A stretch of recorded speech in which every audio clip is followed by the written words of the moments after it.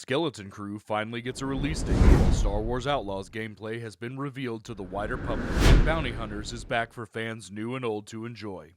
All this and more on the Star Wars slate. Is that a bench? Everything is not ideal. We're in agreement on that one.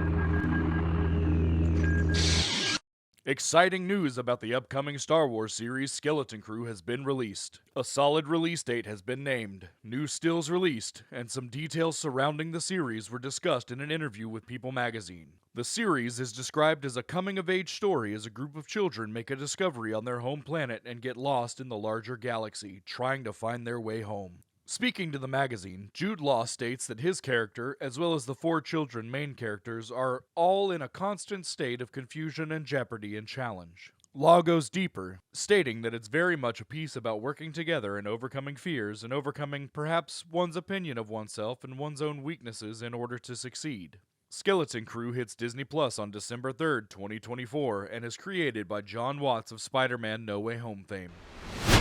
Star Wars influencers have been given early access to a Star Wars Outlaws demo and with it several hours of gameplay, allowing them to get a taste of the AAA game coming out this month. Most of the most positive discourse comes from the fact that this is a true open-world game.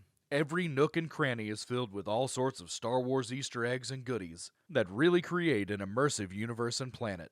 Plus, with the advent of no loading screens, it really adds to the overall immersion that one is exploring the Star Wars galaxy. As for the gameplay, many said that it's typical, but with the bonus of the reputation system, where you must balance your relationships between the various criminal gangs.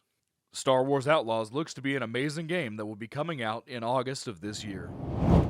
Star Wars Hunters Season 2 is in the works as they reveal a whole new set of characters and locations to battle it out in the arena. Firstly, a new hunter has been revealed, KA-0S.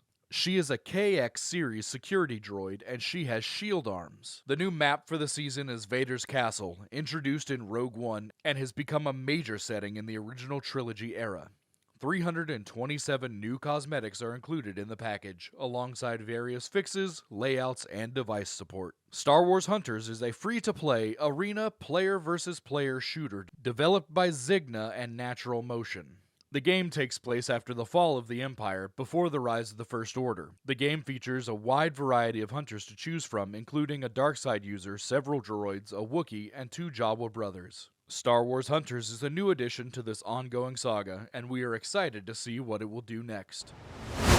Ever wanted to be the deadliest bounty hunter in the galaxy? Well, luckily for Star Wars fans, they can, for Star Wars Bounty Hunters is back. This classic game from the early 2000s puts the player in the shoes of notorious bounty hunter Jango Fett as he sets out to prove that he is the best at what he does in a wider galaxy. Bounty Hunter takes you through the Star Wars galaxy, and you take down enemies as you track your bounties.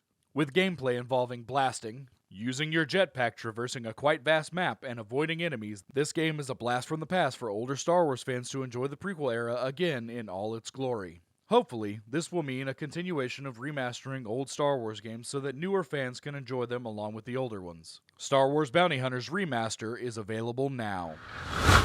If there is one thing that many Star Wars fans will never forget, it is Princess Leia's attire at the start of Return of the Jedi, and it was on sale. Heritage Auctions, a Dallas-based collectibles auction house, recently had an interesting haul pass through. Among the pieces was a version of Princess Leia's bikini costume worn by Carrie Fisher. It wasn't the one worn in the film, rather it was an early design the actress wore during a screen test. The winning bid was $175,000, bringing in quite the haul. On the subject of this bid and other high bids for Star Wars memorabilia, Heritage Executive Vice President Joe Madalena stated, "The power of Star Wars proves itself again. These movies are just so impactful." The lot sold at the auction includes 7 pieces in total. Another Star Wars piece was also sold, a miniature filming model of a Y-Wing. This ship model went for $1.55 million. At San Diego Comic-Con, Star Wars announced its return to the period between Revenge of the Sith and A New Hope. The era will be explored in a trilogy of new books called Reign of the Empire. The series begins with The Mask of Fear, written by Alexander Freed. In the vein of Andor, the books will focus more on the politics of the era and explore the first year of the Empire. The official tagline reads, "With one speech and thunderous applause, Chancellor Palpatine brought the era of the Republic crashing down." In its place rose the Galactic Empire. Across the galaxy, people rejoiced and celebrated the end to war and the promises of tomorrow. But that tomorrow was a lie. Instead, the galaxy became twisted by the cruelty and fear of the Emperor's rule. The Mask of Fear will be released on February 25th, 2025, while the follow-up novels are expected in the spring of 2026 and 2027. Remember to like and subscribe to stay up to date with Star Wars Slate. You can also join our public Discord, where we talk about all things Star Wars and Lucasfilm in general. This is Ken McPhail, and thank you for watching. May the Force be with you. Is that a bench? Everything is not ideal. We're in agreement.